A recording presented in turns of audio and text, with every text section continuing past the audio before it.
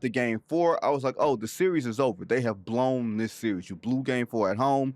You lose game 5 on the road. J-Dub scores 40. You know what's going to happen in game 6. Tyrese Halliburton's hurt. They're being real coy about what he's looking like. He didn't look good in game 5. Gary, they are wasting our time because, Gary, it looks like they could have long ago have won this series. Oklahoma City? No. Indiana. Yeah. Wow. They should have. Game 4 reminded me of Boston Golden State game 4, and you were there because I know how much you love Boston, and they were up 5 points, 5 minutes left, and Steph happened, and then they never won another game of the series. So I thought that's what's going to happen here. They blew game 4. They didn't score. I think they scored one point in the last 3:20, and then game 5 they just looked. They again played from behind and then turned the ball over. So I thought the series was going to be over. I thought Oklahoma was going to just say, okay, we're the better team. But I just think this Indiana team is a team of destiny, man. They something special. And as much as I just think all the pressure is on the Thunder, all the pressure, because they've been in Oklahoma for 17 years. They've prepared 17 years for this moment. You're talking about the drafting of KD and Russ and Harden, drafting Ibaka, making the finals in 12, like all the ups and downs this franchise has been through, it is to get here. And all the sacrifice they've made to basically tank for a couple of seasons and be the placeholder for a lot of bad contracts, the Kemba Walker, the Al Horford, the Chris Paul, and all that, and take all those picks. This is it. And if you blow it, there is no guarantee you're coming back next year. I asked Pascal Siakam this yesterday, who played extremely well and had that monster dunk.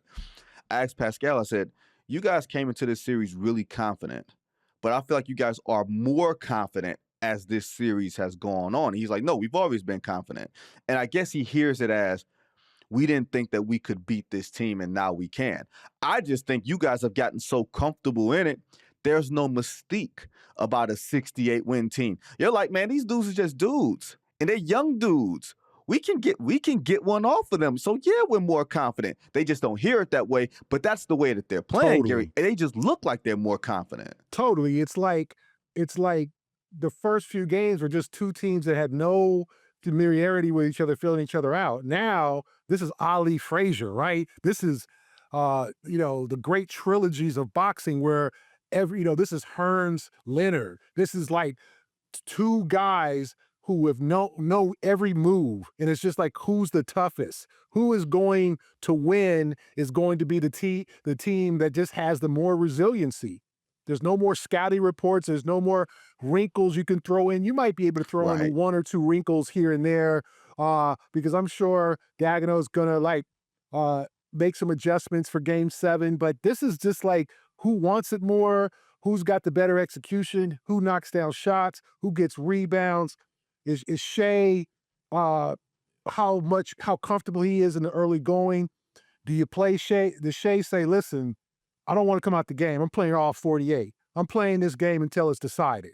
Or do you do the regular rotations? What happens there? Like, I think that's where it comes down to the playing time, what do you do in terms of a 7th game? Now, like, I think it was a very observation. I think Richard Jefferson had, like, there's been more scraps in the last couple of games. These two teams have gone from, I don't really know you. Hey, being too polite. Yeah, like, they're very polite. Like, hey, we're from the East. You're from the West. Good to see you. We haven't seen each other in a while. To now, there's a rivalry, and now they don't like each other. Now they're tired of each other.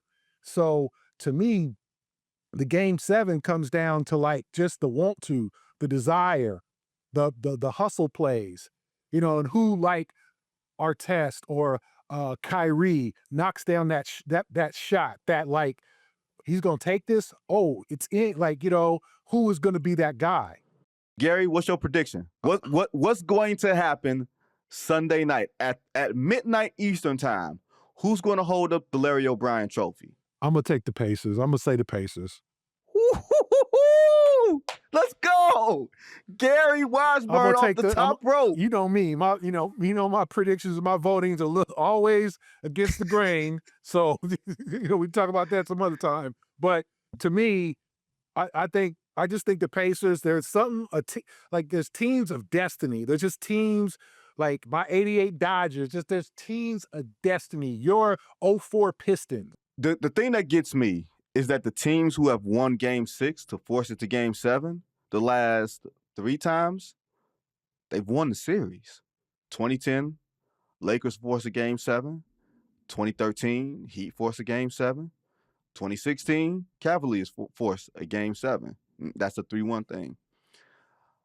I hate to say this because if I agree with you, people are going to be like, oh my God. Blah, blah, blah. Look, hey, I predicted Oklahoma City in 5 games. I did. I was wrong. I thought it was going to be Oklahoma City in 6 games. Clearly, I was wrong. I tend to believe, I don't know how healthy Tyrese Halliburton is. And I'm with you on the team of destiny thing. I think Jalen Williams has a game. Yeah. I think Jalen Williams has a game that you cannot necessarily account for. I don't think you can account for Chet Holmgren.